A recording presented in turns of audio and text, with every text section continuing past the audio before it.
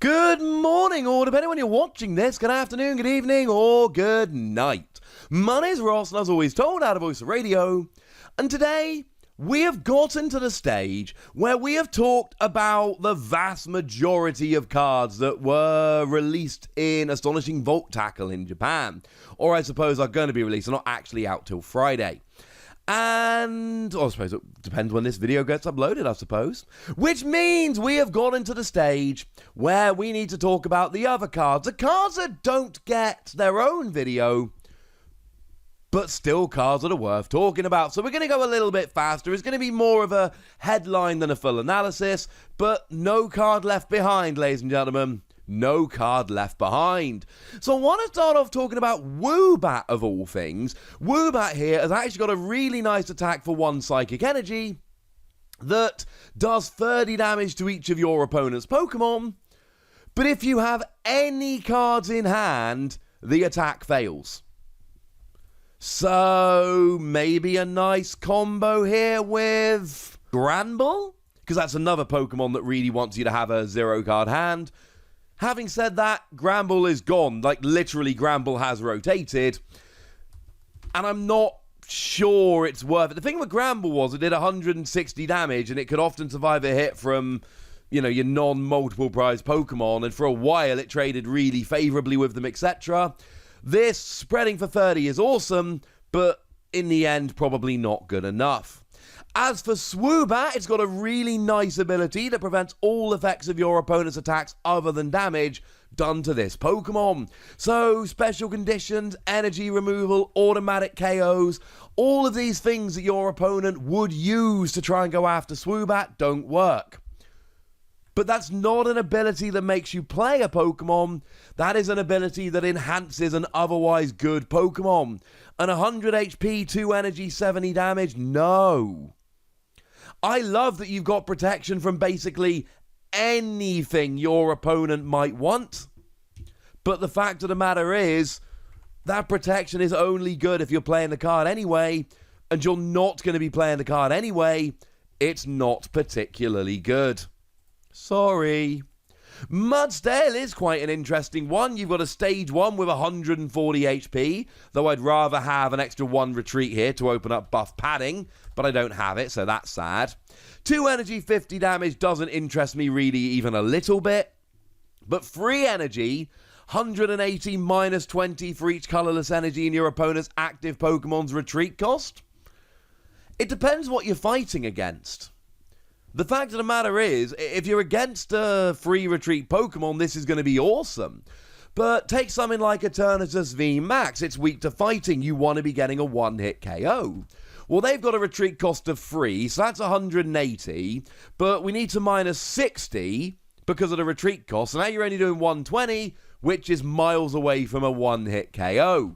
Mudsdale comes along as one of those Pokemon that wants to be one of these, hey, I am taking out these big Pokemon in the format, I am hitting the great weakness, etc.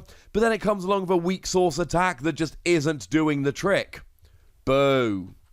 Chimecho we need to have a talk about. Now remember, we're talking about the fully evolved Pokemon here, and given that Chimecho doesn't evolve, this is fully evolved. And I love the knitted Chimecho they're using on the art here, and there's a papercraft going on, and there is some beauty in the card, but it's not in the attacks. When you're talking a 70 HP basic Pokemon, we need some reason to get excited about playing it, and I don't think we have one. Single colorless energy, search your deck for a Pokemon and a supporter and put them into your hand. This is fine, but this is an emergency attack. You probably aren't going to play Chimecho to use this attack. Which means this attack becomes a, I'm playing this card anyway. I have got nothing to do turn 1. This is going very bad. I know what I'm going to do. I'll go ahead and use Chimecho's attack.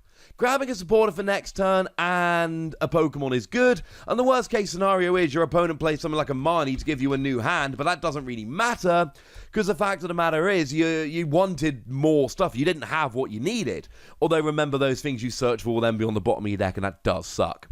So we need a good attack to pair with this, and what we've got is 2 energy, 30 damage plus sleep. And there's an argument to play it with Slumbering Forest here, so your opponent has to flip double heads to wake up, but you're doing 30 damage on a 70 HP Pokemon. This is one of those ones that I kept looking at going, I think Chimecho needs its own video, I think this could be quite good. But every time I sat down to make a Chimecho video, I went, no, it's not good enough. And actually, I don't think I'm ever going to be putting this into a deck. If it had a really interesting second attack, I'm all over it, but it doesn't. So I'm not. Sorry, and I know I've got some Chimecho fans that watch this channel. I really wish this was better for you. But maybe we can do better with Gogoat. Is it good? Yeah, I'm a little proud of that. Well, it's fine. 2 energy, 50 damage on a stage 1, we're not excited about. Let's just skip right past that. But 2 grass, 1 colorless energy, 160 plus 30 to itself. It's not terrible. And certainly, if you're playing a Rillaboom deck, so you're accelerating 2 energy from your deck to the Pokemon, or indeed Zarude that lets you attach 2 energy from your hand when you attack, if you're accelerating 2 energy, this could work. And 160 is quite nice on a single prize Pokemon. Now, I don't love that it's a stage 1. We've got plenty of other Pokemon like this that do this kind of damage for, on a basic, which is kind of sad. And I'm not loving the 30 South damage. And honestly, is grass that relevant right now? Like, what are you hitting for weakness? Stonejourner VMAX? You're hitting Stonejourner VMAX for weakness. That's quite good, right? Well, you're actually 10 damage short. And when I'm putting free energy on a stage 1 and hitting for weakness, I want to be getting a 1-hit KO. I don't want to be 10 damage short. Of all the Pokemon I'm looking at in this video, this is definitely among the best of them, and I could absolutely see this being teched into a grass deck in the near future. But the fact of the matter is, this isn't the only decent damage grass Pokemon we've got, and if I'm perfectly honest with you, for 1 more energy, you can do 140 with Rillaboom, and we're definitely playing Rillaboom anyway. So I'm honestly not sure we're ever going to want to play this Gogoat. Though I do find it, pretty interesting. So, go give it a test. I might never get tired of these. Magcargo! Now, Magcargo's another one which has potential, but just doesn't stand up when we've got so much other cool stuff around. You're talking a stage 1 fire Pokemon. You've got free energy 60 damage, which is way too expensive. Bearing in mind, basic Volcanion does 2 energy 50 damage. And okay, it's 10 damage less, but if you've got 2 other energy on the field, it actually does 110, and it's got that amazing attack that accelerates energy from your deck, and it's a basic, so yeah, Volcanion's way better. 4 energy, 180, discard 2, I like. But the fact of the matter is, I am never playing this over Arcanine. If I'm going to go and put 4 energy on a stage 1 fire Pokemon, I'm using Arcanine. More HP, more damage, and yeah, fine, you do self-damage here, though you don't have to discard energy, so that's a win. But Arcanine's also got the attack for free energy that does 120 and attaches 2 fire energy from your discard pile to one of your bench Pokemon. I think Magcargo is fine, but I think the 4 energy, you can pay it with Welder and Twin energy, but I do think it's a bit too expensive. With a free energy attack, we might be able to talk. But the fact that it's so expensive and the fact that we've got Arcanine means I don't think this is a bad Pokemon per se. I just think it goes in the line of those Pokemon that I'm working on a bunch of weird fire decks at the moment, and I cannot see me putting Magcargo in. So these are the interesting cards, but there are a couple of cards in the set which, as far as I'm concerned, are bad cards. And they're not good. And we're not going to say anything about them that is good. Now, Mightyena, the note I have, because I make notes about all of these cards when they're revealed. The note I've got about Mightyena is all the meh. Mightyena isn't offensively bad. It's just in no way, shape, or form good. Single energy, 20 damage, and during your opponent's next turns, your opponent's Pokemon do 50 less to Mightyena. Or indeed to any of your Pokemon, even if they gust something else up, they'd still do 50 less to that. But you've got 110 HP, it's not very good. And are you really going to evolve up into a stage 1 just to give extra protection to a Pokemon your opponent might be gusting up. Sure, it can actually legitimately avoid key KOs, but the chances of this actually working and being relevant are so slim, I can't take it seriously. Free energy 100 damage, what? I just showed you Gogoat, which is free energy 160, and Magcargo, which is 4 energy 180, and I told you that we've got better options and I don't think they're particularly great, and Mightyena sauntering in with free energy 100. Yes, I know you can use twin energy. No, I don't particularly care. This is one of those cards which is almost certainly going to take up a rare slot, or at least an uncommon slot, and it's going to be a wasted slot. But if you want the out-and-out most disappointing, worst card in the set, it's Zebstrika. And you know I've got Zebstrika love. You know if you've been watching this channel, I have been all over the Zebstrika from Lost Thunder. It has been one of the key cards that I've been playing around with my Excadrill deck, etc. I want to love Zebstrika, but oh my goodness, this card is terrible.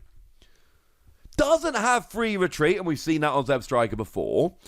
110 HP is not great for a stage 1, though I suppose it is in line with Zebstrika. It's got a pretty bad weakness. Single energy 30 damage, 2 energy 70 damage. Really? It's only got vanilla attacks. The vanilla attacks it's got don't even have the decency to have a good energy to damage ratio. And I look at this and I'm just like, this is not a good card, and I love Zebstrika.